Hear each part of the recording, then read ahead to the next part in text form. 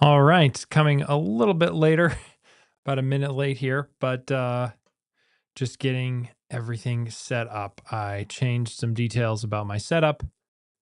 Hearing a little bit of buzz in the audio. Let me know in the chat if that's coming through. But already got some people here live. So let some folks come in here and hopefully that crackle is not coming through on your end.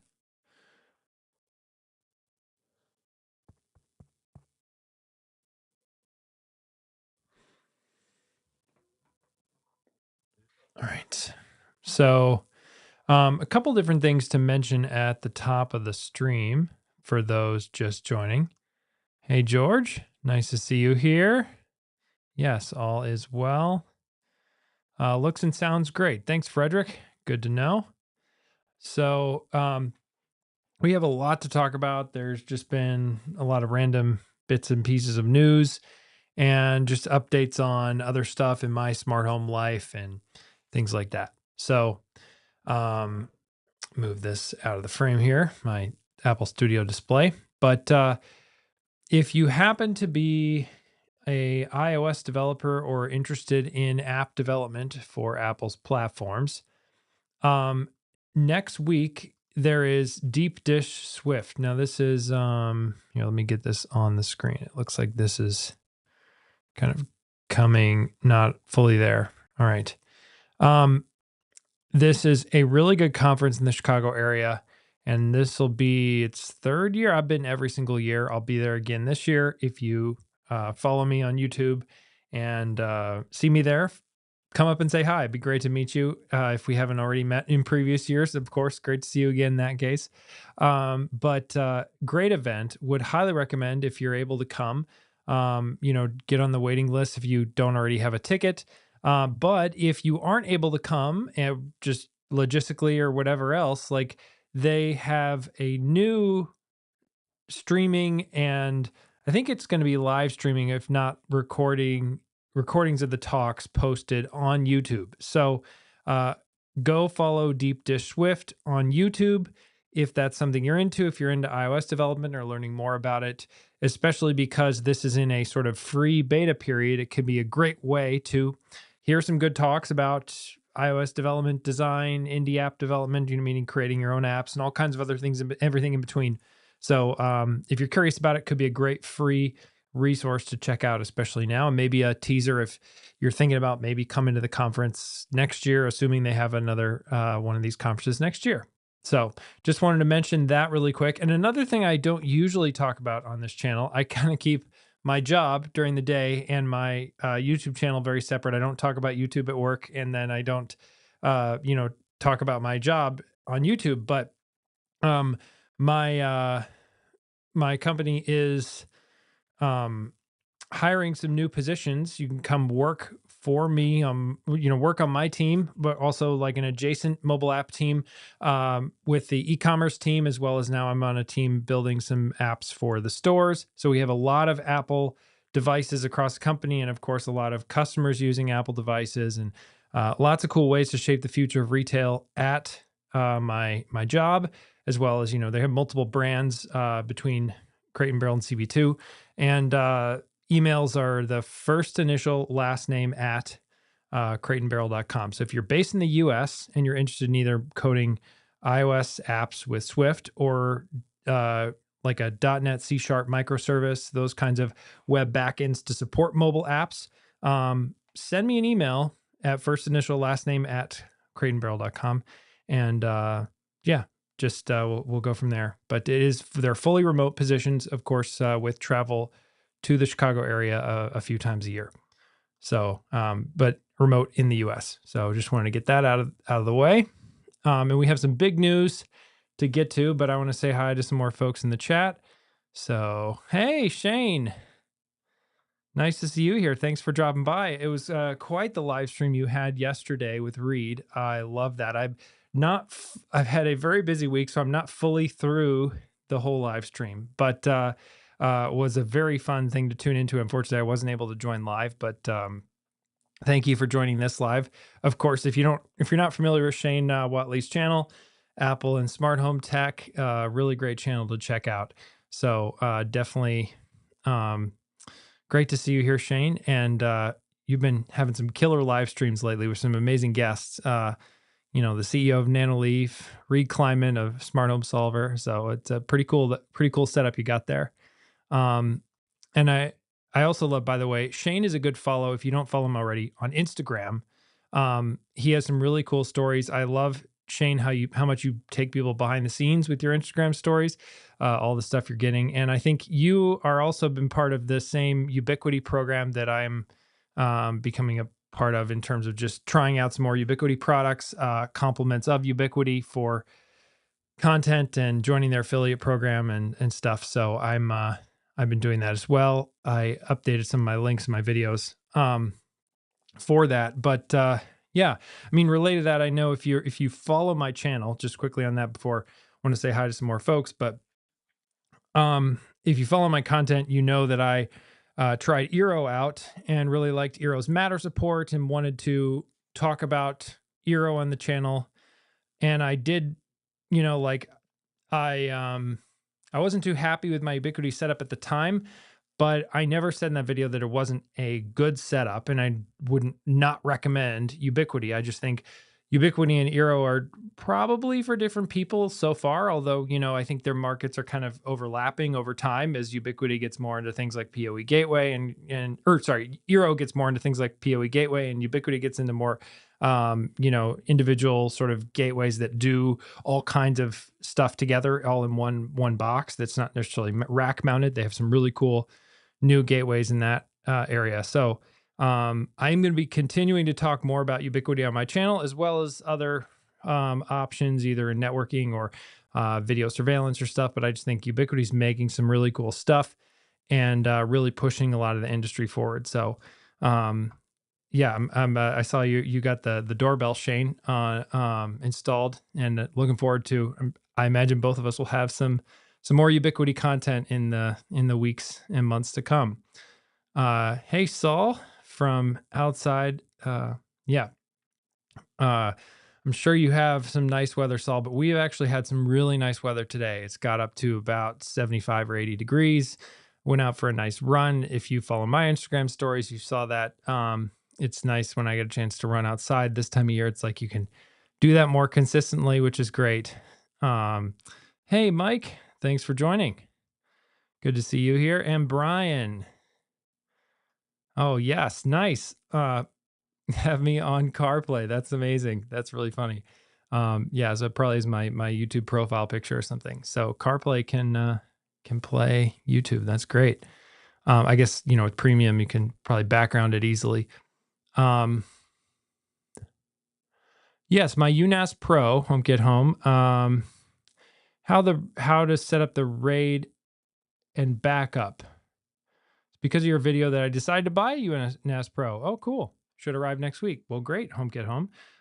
Thanks for joining the stream. And so Ubiquiti, I talked about it in the video of the different RAIDs they offer, but it's very few, and it kind of just auto configures it for you out of the box. So I have whatever the default setting is, and catching me off guard here on what I have. But I did actually, like you are seeing me streamed right now over my Ubiquiti setup. So I am back on Ubiquiti.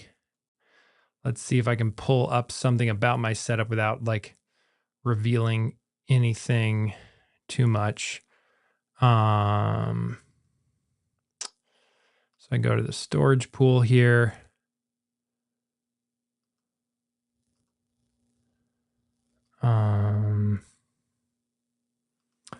Okay.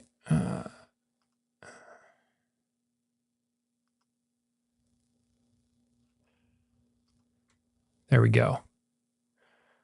So I have, I'm in basic protection RAID 5, and they have RAID 5 or RAID 10. And so they'll show you in this what the options are. Yeah, I mean, the UNAS Pro is pretty fun. I love that for the price, you get so many drive bays. I now have 6 of my 7 drive bays filled. And it does a really cool thing where I can show you saying I have some issues detected, but I don't think, anyways. So let me show you my screen really quick because I think this is safe to bring up. Yeah. So, so this is my UNAS setting, and here's the RAID settings of RAID 5 or RAID 10. And then I also love how this drive expanding, because I just installed these additional hard drives that I actually had already lying around. I just hadn't put them in my UNAS Pro. And so it just basically is kind of reallocating my storage. So now have, a certain amount of protection, and I went up in total amount of storage to 20 terabytes. So, yeah, can fit a lot of stuff in there, and I haven't really filled it up with data too much yet, but that is my UNAS Pro. Okay. Here, trying to zoom this window so it fits on the screen. There we go. So that's enough of that. I want to get to Aqara. They had some announcements this morning, and I think the real highlight, one of them was that they're starting to bundle the G5 with some sensors. So if you want to get the G5 and you're thinking of getting some Aqara sensors, you can get it for a little bit of a discount by buying it all together, particularly for security with things like door sensors. But the M100, I saw this at CES, and I think this is just something to keep in mind for a handful of reasons with Aqara, because I didn't think it would come out this soon. I thought they told me at CES that this was going to be like a fall product, but I guess I misunderstood or something. We'll get back to this. Am I running backup for my UNAS Pro in just a minute? Because that was another question that I forgot to answer from Get Home. So, and they released RAID 6 this week. Cool. I probably need to update my Ubiquiti main system. We'll talk about that in a minute. But yeah, it's now a thread border router with this little USB-A powered hub. And then it gives you all the usual stuff with Zigbee devices, but then also works with their new advanced matter bridging standard, which we talked about recently. So I think, if you're really into Aqara and you do a lot of stuff with Aqara and you want to integrate it with a bunch of things in your smart home, maybe you're someone who tunes into this live stream, you probably want to go with something else like maybe the M3 or maybe the M2. I like the M3, but I think if you're trying to set up Aqara for, let's say, a friend or family member or someone who's just not quite as into smart home tech, or maybe you have heard me and other people talk about Aqara and you haven't really gotten into it, or don't really want to do the cameras from Aqara because you have another camera that you like better or whatever. This M100 could be a really nice sort of easy entry point into having some Aqara devices and a bridge from them. So would recommend. Of course, it connects wirelessly, which can be nice. You don't have to hardwire it into your network, and it helps integrate with all kinds of smart home platforms, including they have here Home Assistant and Homey Pro and Apple Home. Excuse me. So lots of options there. So yeah, and going back to are you running a backup for that RAID, my Dream Machine Pro? Good question, Brian. I am not right now because everything I have on it right now is a backup. So you can run backups for the UNAS Pro. You can do it where it connects locally to another shared drive on your network. I think it's via SMB.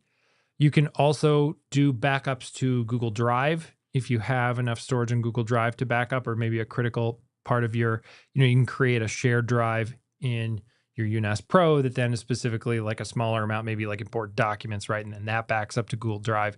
What I mentioned in the video, and I haven't seen yet. Now I haven't, again, based on what Home gets home saying, I think I have some new features coming in the next update that I haven't installed yet. However, you can, how do I say this? You can't do like a sync of a cloud drive, right? So I like to have some files and video and stuff in Dropbox. If I wanted a local copy of that, because it's faster to grab a, let's say, 2 GB video file off of my local drive than it is to get that 2 GB video file downloaded from Dropbox, then at that point, I can't have the UNAS Pro be a local copy of either my Google Drive or Dropbox or something like that, like a Synology can. So that's like, I would imagine Ubiquiti will add this feature over time, but they are not there at this point. And it's nice having, contacts at Ubiquiti like I do with other brands, and that they're working with more creators. I think it's really great on their part. And it, was interesting to hear that like I think this is not an official statement. This is just me hearing about it on background, kind of regurgitating some of that. But it's just like, they know that they don't have all the features of maybe some of the other NAS providers yet, and they're working to add more of that. So so far I've been pretty happy with it. Although when I moved to Eero, I didn't really use my UNAS Pro because it can kind of sat dormant. So I'm just getting back into using it now. So now that, like, I think, was it about a week ago, I set up my re-switch back to Ubiquiti for the time being. And of course, I do that stuff because I want to cover things for you guys. I don't recommend it. Pick Eero, pick Ubiquiti. They're both great options. Stick with one. I try stuff because I'm silly and do this YouTube channel. So another thing I wanted to talk about, I want to hear in the chat if anybody else got through Switch pre-orders last night. Oh, and okay, so you have the Aqara E1, which I think is the previous version of that little USB-A hub from Aqara. Hall-in Tech is saying, and that's been rock solid for 2 years, which is great. I'm not surprised, but that makes a lot of sense. So cool to hear that. So Switch pre-orders last night, Nintendo Switch. I was able to get through on Target and get one, so I'll be checking it out. In some way, shape, or form, I think you'll see it work its way into smart home tech content on the channel. But exactly what that looks like right now, I think remains to be seen. But yeah, they're hard to get. It's back to what I mentioned at the beginning. Given that I'm someone who works or has worked for a while in e-commerce, it's kind of interesting to watch other people's sites like just have to deal with all of this traffic of people doing pre-orders or whatever, and all the challenges that must come from that from behind the scenes. So, Target, of course, I was having trouble with the add to cart call, and then the address verification call, and then the checkout call, and all of those just kept like airing out. But then I finally, got each one of them done, and then got the order placed. So, yeah, we'll see, and but I'm curious if anybody else was able to successfully order one last night, because I know a lot of people struggled. A lot of friends I had who wanted to get one weren't able to. Of course, Best Buy was selling them, Target was selling them here in the States. Now, if you live outside the US, you already had the pre-orders, a few weeks ago now. So just for the US last night. But anyways, I don't know if any of you pre-ordered it. Oh, how much is it now? Good question, John. I think they actually remained about the same. I can't remember what the initial published price was, but it was $450 for the not bundled version with Mario Kart, and then $499 for the complete bundle. So I think that was a little bit of a price increase from the initial announcement, but yeah, so that was about what it was in the US, is $499 for the full Mario Kart bundle, which, man, is a big price increase compared to outside of recent things. It's like the original Switch, I think, was like $300. So I know a lot of the reviewers were commenting on just like it's quite a price hike from the original one. But yeah, thanks. I was able to secure one. So worth congratulations, I think, is what you're saying. Are you? Yeah, I love Mario Kart, and that's been always a fun game for me, and playing it with other people. So that's for me like the real attraction of the Switch. I'm also excited for the technology, and I think some of the other games that come along with the updates, the Donkey Kong Bonanza and stuff, should be cool. We'll see. But I'm not a huge gamer myself, but Mario Kart is so much fun. Some of the other games in Nintendo are fun, and what I like about Nintendo games is they can be kind of more oriented towards casual gaming, which is what because I don't have hours to spend on a game. Like there are often games for Nintendo that you can jump into for a half hour or less and, do a few races on Mario Kart and then you're done and move on to something else. And that's usually, what I have time to do. So, as opposed to some more, gaming experiences are more immersive and expecting you to play hours and hours on end, which is great, but just not what I can do. Um, oh yeah, okay, cool. Interesting to hear, John. Yeah, makes sense. Um, so how much are you using Apple scenes in Apple Home? I've created many, but I rarely use them as I generally forget that I created them. Yeah, that's a really good point, Ryan. Um, so hold on.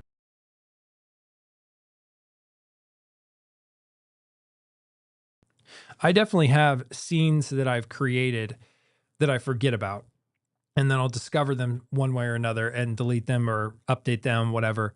Um, Multiple versions of different scenes that I'll create over time and give them different names, and then forget about one and create a new one. So I can totally relate to that. Also, though, you're limited by the certain number of scenes. I find controller for HomeKit's UI really good for going through scenes and managing, and it'll help you find things like scenes that don't actually have any accessories at this point, and you can delete those. But at the end of the day, like I think as long as you can get to the scenes that you need to, I don't think it matters too much. But I just find scenes. I've made some videos about this on the channel. I know I think other people have as well talked about this same concept of just like scenes can be a really powerful version of automation just to get started in Apple Home or really a lot of home automation platforms have a similar concept to scenes, like Amazon routines or whatever. But you can just set this one thing and then everything else happens, and it provides this like single point of like kind of abstraction away from all the stuff that's happening, right? Not to get too esoteric here about it, but it's just like then you can connect that scene to a button or a door sensor or something else, and then on the other end, that scene can change of what accessories it actually triggers and the brightness level of the lights and other stuff. And then as you're automating it in different ways, you update that scene, and all the automations you have tying to that scene all update at once. So I think scenes are really powerful and I would highly recommend using them. But you're right, it can be a lot to manage. I think, it's annoying. I forget the limit. Is it like 150 or 100? There's a certain number of scenes max you can have in Apple Home. And Controller for HomeKit gives you a nice graph of how many you've used. But yeah, it's something that's something that I wish Apple would remove that limit, but at the same time, maybe they have that limit in there in part because it could get unwieldy for someone who just continues to create, new scenes and then just out of control. Yeah, I think you're not alone, Fabian. Oh, you did that with the Wii back when they came out of Toys R Us. Nice, nice. Yeah, I ended up with the previous generation Switch doing a similar thing where I actually was on the fence about pre-ordering, didn't actually pre-order it, and then was able to get one. Like I think maybe not the day of but like pretty soon around that time. So I hopefully that'll work out for you as well, Fabian. Hey John, nice to see you here. Good to have you back on the stream. You built an alarm this week for your smart home, Saul. Cool. Is there a way to send out group emails through Apple Home? Well, the only way I could think of, and again, I wouldn't call this a super reliable scenario, but it could work. So Apple Home shortcuts can do, I think it's an SSH connection. I forget the exact protocol, but it can do like a local connection on your network to something else. And so potentially that could trigger something else on your in your home, like a computer, that could then trigger an automation that sends the emails. Um, I don't, it is a good point though, but it's like with Apple and iCloud and all of that stuff, you'd think that there would be a way to get email notifications. For example, um, what if you're, I mean, maybe this would incentivize Apple to change some things about HomeKit Secure Video because it would increase their server costs. But like, what if you got an email every time your HomeKit Secure Video cameras went offline, right? Some people might like that, and I think I'm trying to remember, but I think there's other cameras that might have the option of email notifications for things like, oh, your camera's offline, right? Um, Maybe that's something you want to know, or a critical alert like a water leak detected, or maybe like you're saying, like the alarm is activated, I guess, whatever the term is for that. Um, so yeah, that's not something that happens natively. And I don't know if I would trust the sort of local shortcut connection thing that I'm talking about for something as serious as an alarm. Of course, you do get for Apple devices, as long as you have your Apple devices with you, for a lot of the things like an alarm going off or leak detected, you get critical notifications, which is a different level of notifications in iOS if you're not familiar. And so that will break through a lot of focus modes and other things if you allow critical notifications. And so then you'll see that alert right there of leak detected or whatever other serious event. As, something like smoke alarms being heard. Excuse me, as I think another one from the HomePods. So you get some of that built in with critical notifications, but yeah, sending an email maybe to other people who aren't part of your smart home and don't get those notifications. That's not really a thing. Maybe it could be, but I have a lot to say about this, Miguel. This is a really good question. You guys are really hitting all my buttons tonight. I'll get back to that, but hey, Water Bottle 365, nice to see you here. Yes, I think you're right, Mr. O. Abode does send email notifications. I just It's not a way that I really care about getting those kind of notifications, so I haven't really paid attention to it. So, but that's a good point. But yeah, if you built your own with Apple Home like Saul did, you don't really have that kind of same back end system like some of these security providers and other things have. So, kind of an interesting thing that Apple doesn't really have. I know you use flick buttons and such, but more. Okay, Ryan. Oh, yes. Okay. That's a good point, Ryan. Yeah, and I'll forget the names of scenes, and I'll change the names of scenes as well, and forget what their names are. Or more importantly, other people in my home, particularly my wife, will forget the names of scenes, or I'll rename the scene and mention it because like we changed which kid is in which room or whatever. And it's like, then the scene names change, and then she'll forget or I'll forget, and it just gets complicated. And that's where the button can kind of be nice because you just remember what to press the button. But yeah, it is tough to remember all those names with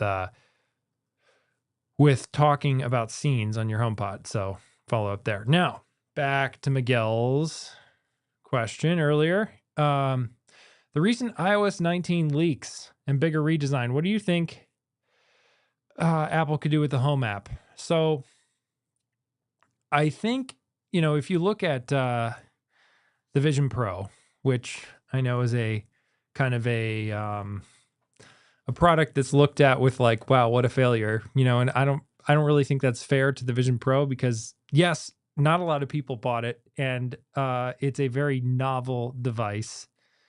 But I think, well, maybe Apple hoped they would sell more than they did. I think I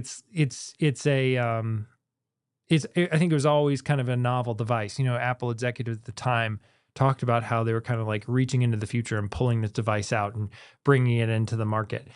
And I think in large part Apple did. And I think that it sounds like, and I think that we will look back on that time of, man, if you bought a Vision Pro now at this point a year ago in February, right? February 2024, you really got a glimpse of where things were going on Apple's platforms for a long time into the future. And I think one of those things is sort of this frosted glass look of UI that I think is probably coming to the rest of Apple's platforms, and I'm sure they'll have some more creative takes than just like taking exactly what's on Vision Pro and copying it everywhere. I'm sure it'll be kind of added to each platform. But I think the cool part is in the home app, what I'd love to see is more. I mean, you already get kind of that almost some of that already with those sort of translucent little squares and tiles that you tap. But I think they could do more to make it kind of take on the color of the wallpaper and the pattern of the wallpaper. Of course, there's a Home Paper by Aaron Pierce, which is I don't really use it because I'm not really into it, but I know it's a really cool app, and I think a lot of people love it. Being able to customize the wallpapers on your rooms and have them be the actual room in the home. I would love to see Apple make those sync across your devices, but that's, they seem to never think that's important. Then I'd actually get into it because then, I wouldn't lose all that between each device. But and ideally even sync between different users of your home, because it would be nice for, let's say, my wife or other people invited in my smart home, they could see like, oh yeah, the living room. Like they just look at the picture of the living room and understand that that's what the room is. But I digress on that. I'd love to see them do that, the small detail. And there could probably be, I'm sure, plenty of people in the chat could add a long list of wish list items they wish the Home app and Apple Home would add. But I think back to the redesign, I think they might add some more elements of being able to take on the colors of your wallpaper into the rest of the UI. Maybe making that like the accent color. So if you have like a green wallpaper, then like the tint color on a lot of those UI elements starts to be green instead of, let's say, yellow or whatever the Home app has. So that'd be the biggest thing. I think I think, back to the other thing that's been talked about is a redesign of iPadOS. And I think this whole, the Home app was one of the first apps in the betas from a couple of years ago now to get the new split view controller sidebar thing with basically what Apple calls like the tab bar with the sidebar view kind of in SwiftUI, where you have like this tab bar at the top of the screen with the segmented control of the rooms. And then you kind of press this one button and it goes over to the side of the iPad, and then you can select the rooms. I have this. It's not like I just have an iPad sitting here that I could just show what I'm talking about. But I think that could really use some more work with the redesign. I just don't think that UI is fully what it could be. So basically you have this, right, where you have the home, and then you hit this and then it goes to the tab bar at the top. And that can be kind of nice, but I have some bunch of cameras in my smart home, Apple Home, are no response right now because I've intentionally unplugged them for things I'm working on. So don't take that as a sign of anything other than just I have purposefully unplugged them. But with these tabs at the top, I think this interface is kind of confusing, because to go from that little bit of options and navigation at the top of the screen and then to all these options on the side, where you all of a sudden have your different device categories and rooms, but you don't have it in the tab bar in any way. I think what Apple was trying to go for is like an iPad version of the menu bar in the Mac, and somehow having that. And, they've had various takes on that with like the thing in the bottom with the keyboard and stuff. So yeah, I would love to see Apple Home on the iPad and the Mac get kind of a better upgraded version of that whole UI structure. And I think it would be easier to navigate. So that said, I tend to keep my Home app on the iPad in sidebar mode, and then I just quickly scroll to the room I want, and same as the Mac. So I'd love to hear if anybody in the chat has things they want to see with the redesigned iOS. I'm cautiously optimistic that this is going to be a really nice way to sort of bring all the different platforms Apple has and make them kind of feel more like one experience of software. But we'll see. The redesigns are really hard to do, and obviously Apple has a lot of really talented people. So I'm sure they've made some considered changes there, but yeah, we'll see how that all works out. So, yeah, another good question, John. Third reality. Um, Actually, I got a box of reality stuff earlier this week. So you might be seeing more of it on my channel. I This is my first time ever getting anything from Third Reality. They sent me a box of stuff after, they reached out to me on email.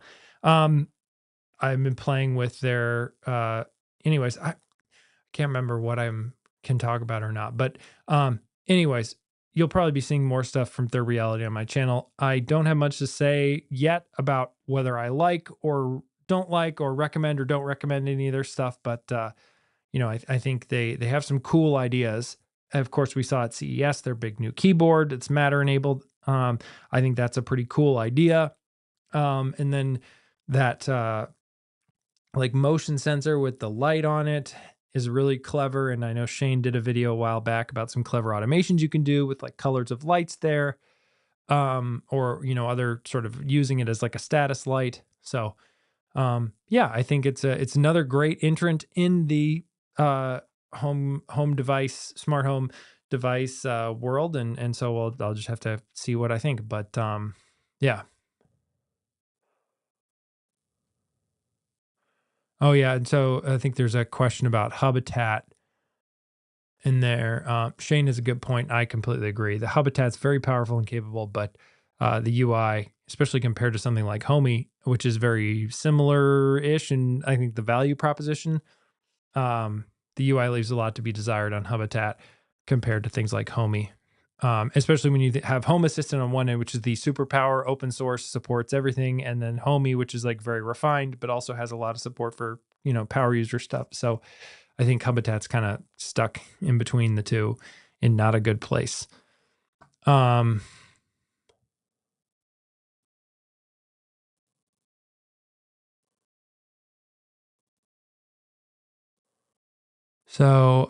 let's see. Hey, Edgar's Home Tech. Nice to see you here. No worries on being late. Good to have you here on the stream. Um, that's a good point, Edgar's Home Tech. ChatGPT's image generation is getting really good. So it can be a lot of fun. So actually, um, this was not with ChatGPT's image generation, but a thing to recommend is for some of you out there who might have a mother, particularly a mother with either children or grandchildren, younger children or grandchildren that you want to get a gift to for Mother's Day, which is a holiday coming up here in the US that you might celebrate. So last year I used ChatGPT's image generation to create. So we have 3 children, of course, and so creating different coloring book images of a mother animal and 3 baby animals of that animal, right? So like a mother raccoon and 3 baby raccoons and a mother bear and 3 baby bears. And,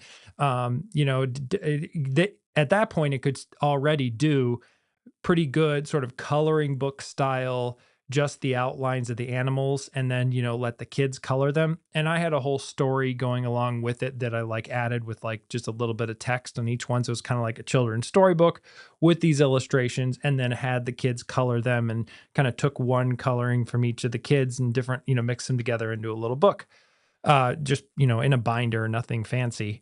And yeah, I mean, my wife thought it was really cool. So AI can be a fun way, whether it's just a single image for a card, but especially if you have kids or grandkids who are at that sort of coloring age where they like to color things in. You can use these AI image generation tools, maybe not as much image playgrounds from Apple, but some of these like ChatGPT to make coloring book images that fit whatever you're trying to celebrate or commemorate for that holiday. And it can be kind of a fun use of some of that AI. But also, Edgar's Home Tech has a great idea there too, of you could do something for your Apple smart home wallpapers, or of course your device wallpapers. Lots of options there. Uh,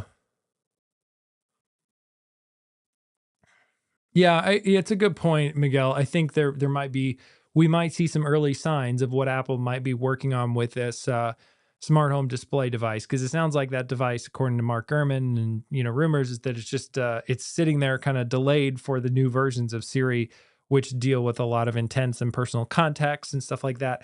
That's all kind of pushed off to the side. Well, the software gets better And so we might see some early signs of what that could look like based on iOS 19. So I'm excited for iOS 19. I think, there's a lot of new stuff coming. The other thing that I think in this day and age with Matter support that's always exciting, and I remind people, and it's easy to forget around WWDC because it's kind of boring at the moment of the announcement, but is the exciting stuff Apple announces quietly that actually becomes something really big for us in the smart home community over time, right? Last year they announced robot vacuum support coming with the updates to Matter. Of course, now we have that. It's a great new feature, but it took them months for it to actually ship, but it did ship. And so that was an exciting announcement that we really just got like a small screenshot of in the Apple product page, but it was something I think worth getting excited about. At the same time, there's also this whole um update to support Aliro ultra wideband locks. We haven't really seen a lot of devices come out in that category yet. Especially ultra wideband with Aliro for Apple Home. But that's I think an exciting development. I think that one has proved, from what I understand, to be a very challenging one to actually ship. So we'll see, when some of that stuff actually arrives in the market. But I think it's another thing to always keep an eye out for at WWDC is what are the little nuggets of smart home changes, especially now that Apple's part of Matter and Aliro, which is another kind of parallel standard, that they're going to have to make some of these announcements, or it will be best for them to make some of these announcements at their developer conference to kind of signal to everybody they work with, right? All these different companies that, hey, we're doing this thing related to Matter. And so then we as end users get to actually see like some of the pieces of stuff working between these different companies, thanks to it being all part of the Matter standard. So I think that's always something to watch for, although it's always a bummer because you see this cool new thing, but it's like you can't have it yet because it's not available. So it is what it is. Yeah, more icons and some functions brought in shortcuts. Apple has such a great library of SF symbols, Brian, and you bring up a great point because the shortcuts options for icons, there's a lot, but there's not. Once you have a lot of shortcuts, it can be hard to find the right icon and differentiate. And they could just take their symbols and add them to shortcuts. And I can't imagine that would be that hard for them to do and really open up a lot of options. Um, and oh man, that would be cool. Running shortcuts as scenes in Apple Home, another great idea. It would be the tricky part there is that I think you couldn't do that with shortcuts from the Shortcuts app because those are presuming you're in context of running on a phone. So you would, or another Apple device that has those apps installed, right? Even if you move a shortcut to a device that doesn't have that app installed, it won't work because it needs that app installed on the device to run that particular step in the shortcut. So it couldn't run on a home like a HomePod or an Apple TV or something. Um,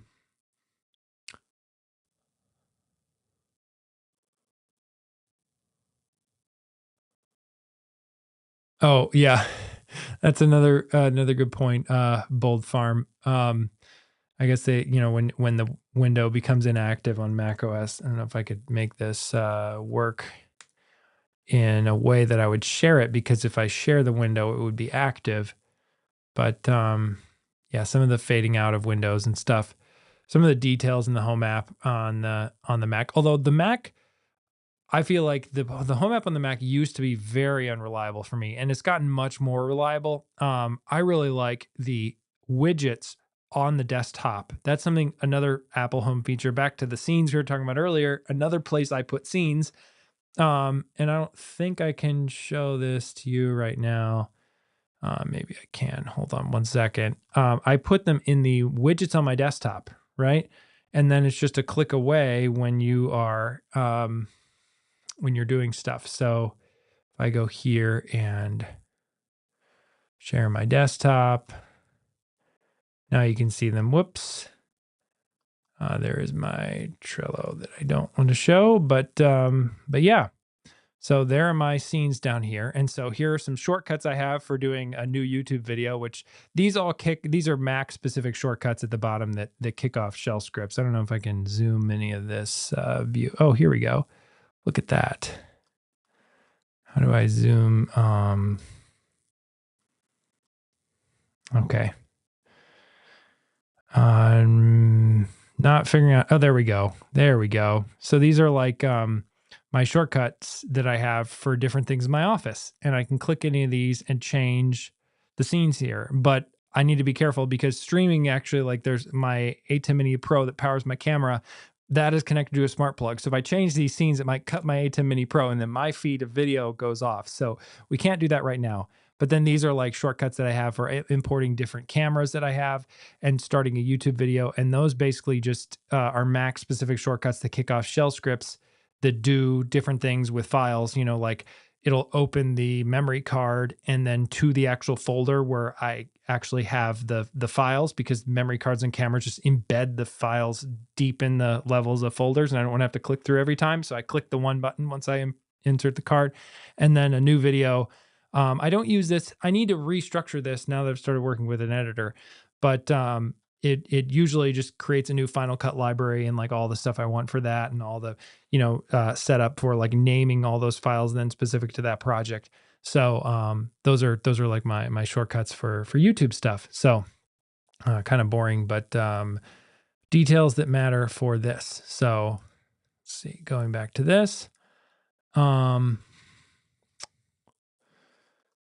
Use third reality sensors. They've been great. Their vibration they have a very, oh, cool.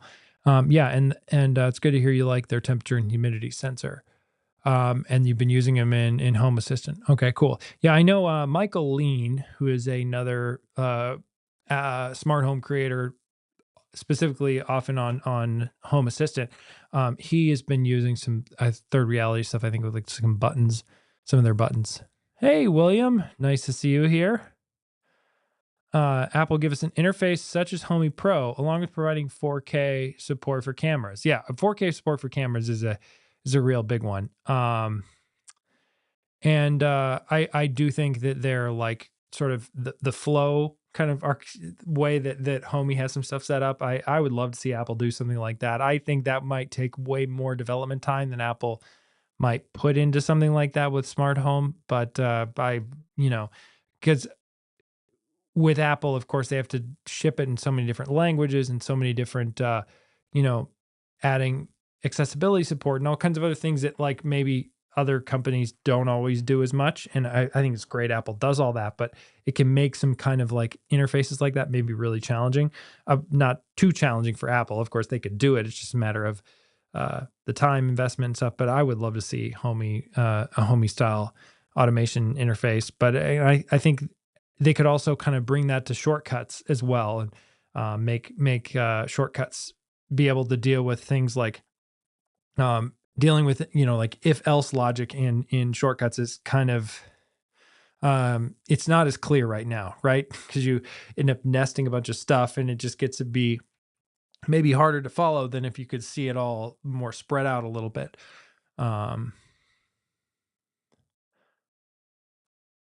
Yeah, that's good to hear. Thank you, Jimmy Hawkins. Great to see you here. Automated House on YouTube and Instagram and TikTok. I think that you have the same username all over. Great follow. If you haven't already followed Jimmy, go check out his stuff. Particularly, he's like a king of short form video. Makes a lot of great short form videos.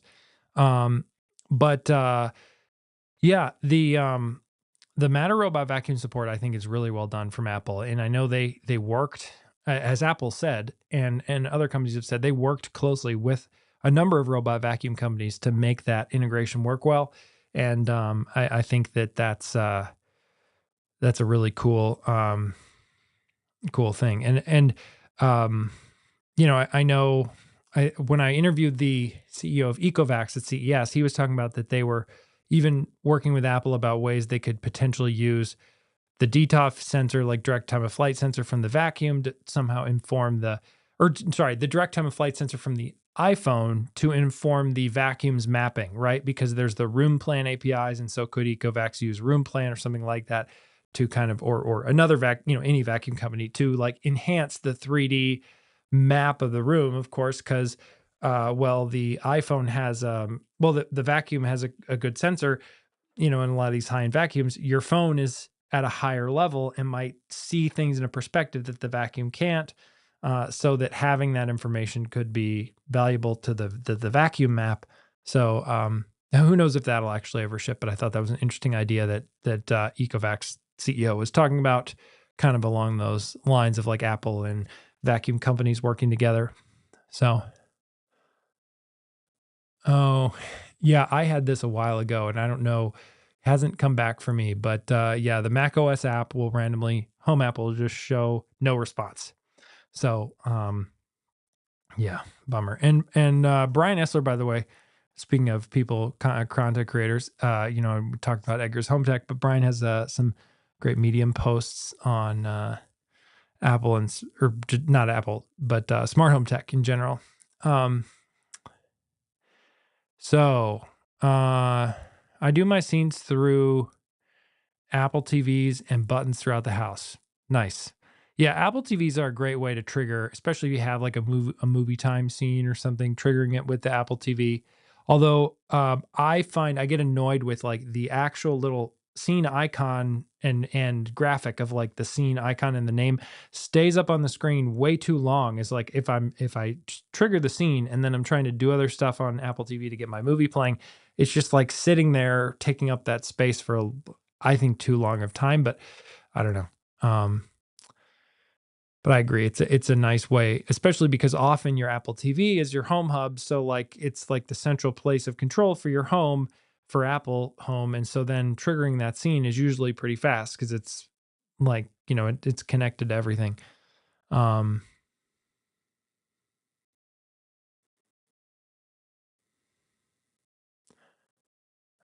uh yeah. I could I thought Aqara has had some stuff like this. I tend to just keep my devices tied to a specific Aqara hub that they were initially added to. But I've also seen some issues recently where not all, but some Aqara Matter devices on an Aqara Matter hub then get like renamed if my primary Matter controller changes. And so like their name and room will just get reset in Apple Home back to like wherever the hub is and then a kind of default name for it. So that's not tangential to exactly what Frederick was talking about, but yeah, that was like an issue that I've ran into like this week. Um,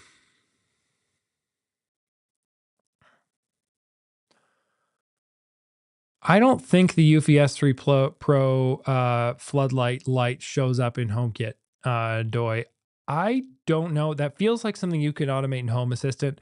Also, look in the Eufy app. I know they have light settings. Of course, every time you turn on the light in the S3 Pro, it's going to impact your battery life if you're doing it too much.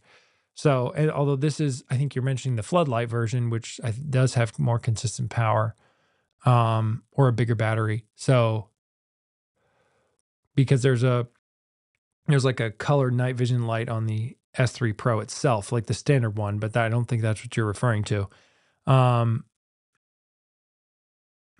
have I played with pushover or REST APIs? No, I have not. That's a whole area of like stuff, and then there's yeah. So you can like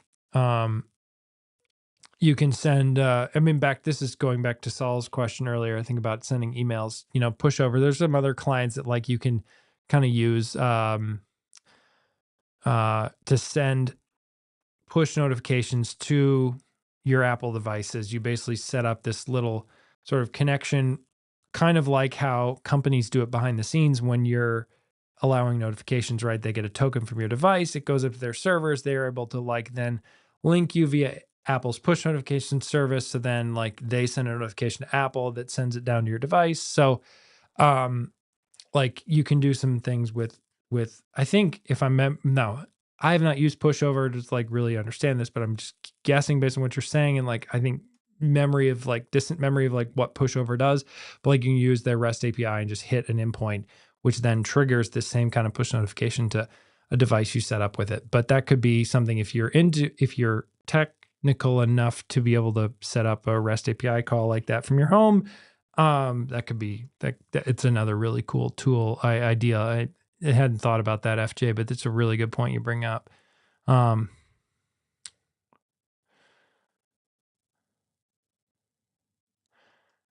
uh, yeah, I don't know if the S10 is getting the new Matter support, John, or when it will happen. The S10 does have, I think it's been a while since I've used mine, but it has like the Matter on off switch support, which was from Matter version like 1.1. The new version is in 1.4, which is like the sort of enhanced vacuum support, allows it to communicate things like rooms and cleaning modes like mop or not mop and stuff like that. So, yeah, I would love, I'd love to see SwitchBot update that, but I don't have any knowledge of when that's coming.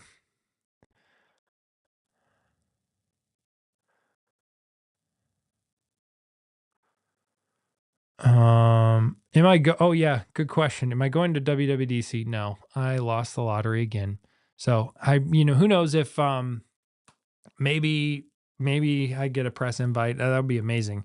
I'd love to go out there as press, but for the developer side of it, I went in 11, 12, and 13, which were the years before they had the lottery. And then I won the lottery once in 2016 when I lived in California. And then a couple of other times I've been like out around WWDC in other years and like gone to sort of the parallel surrounding events.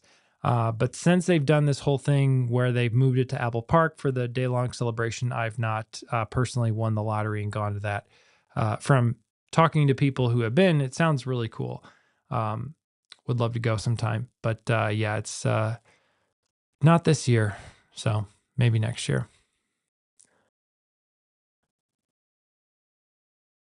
Oh yeah, that would be cool.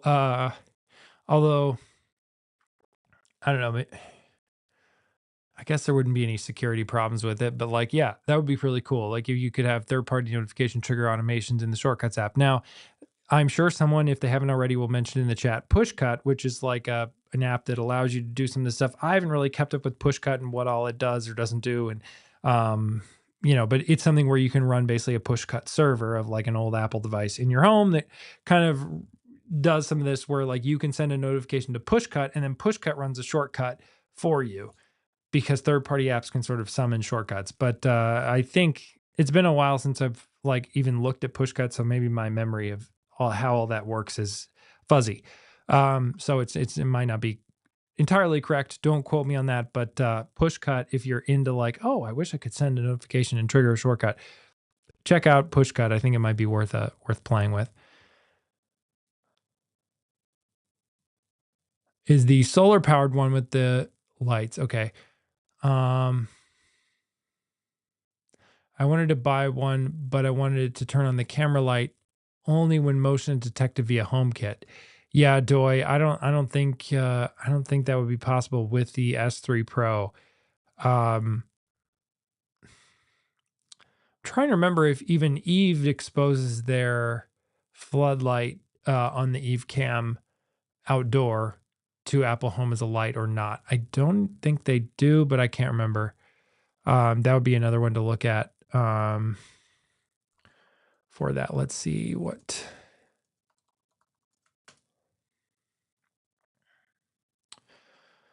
Let's see if they have it on their website. Maybe someone else can add in the chat. It's not the Eufy camera, which has its own set of features that the Eve outdoor cam does not. But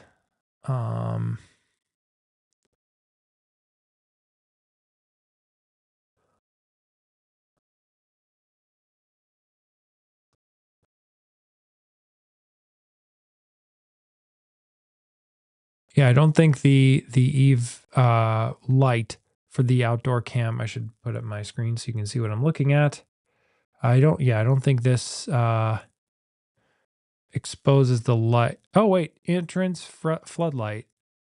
So maybe this could be something to consider if you want a camera with a floodlight that you could control with Apple HomeKit. Because then once it's a light in Apple Home, then a motion sensor in Apple Home could then trigger the light. But again, it's not, this requires a consistent power from an outlet.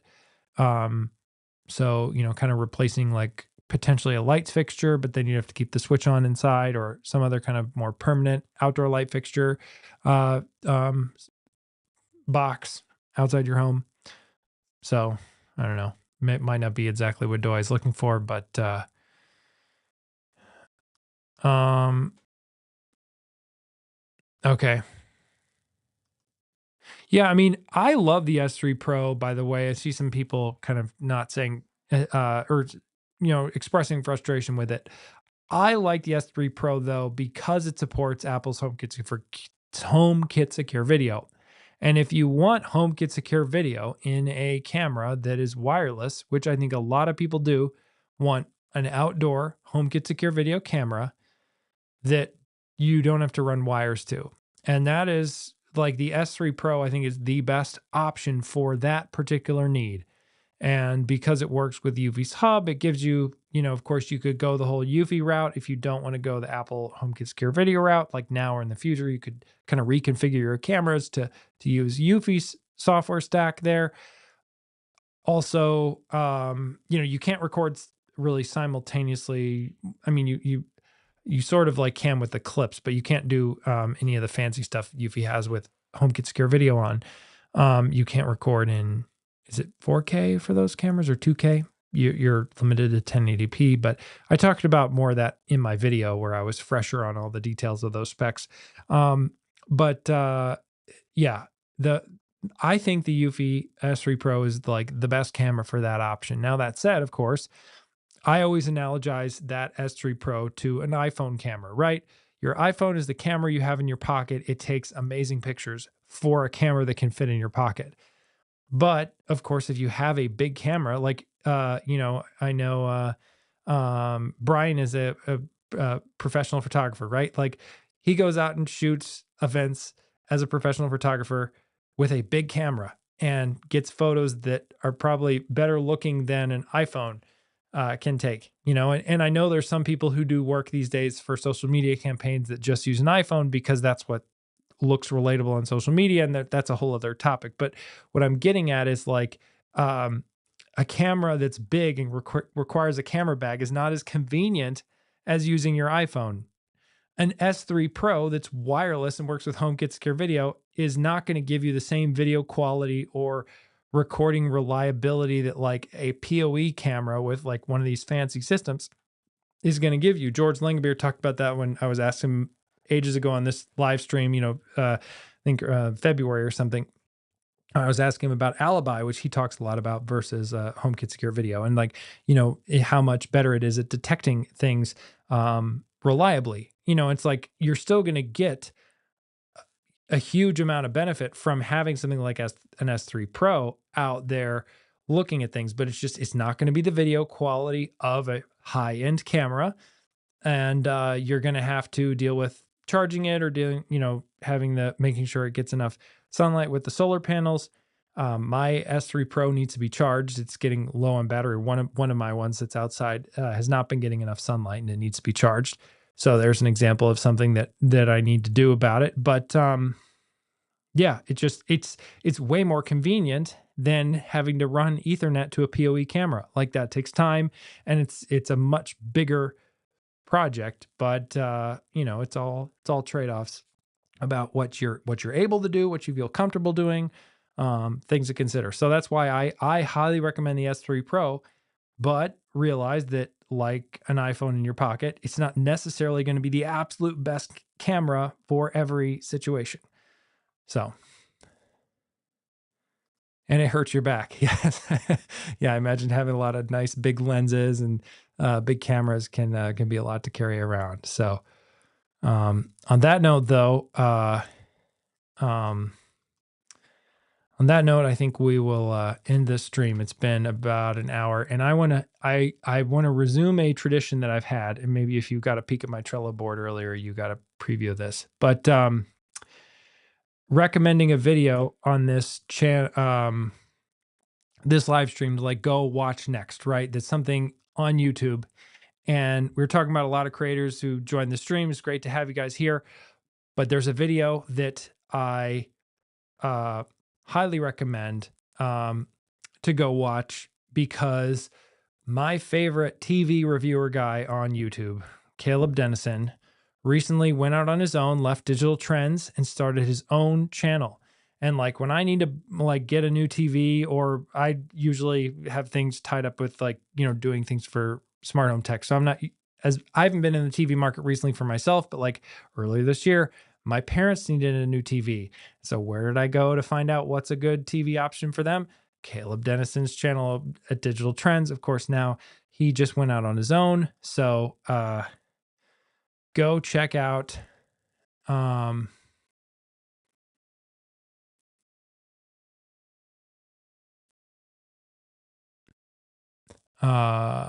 okay, interesting conversation with John Bradley there in the comments about SwitchBot, I think, and some other stuff. But yeah, so go check out Caleb Dennison's new channel.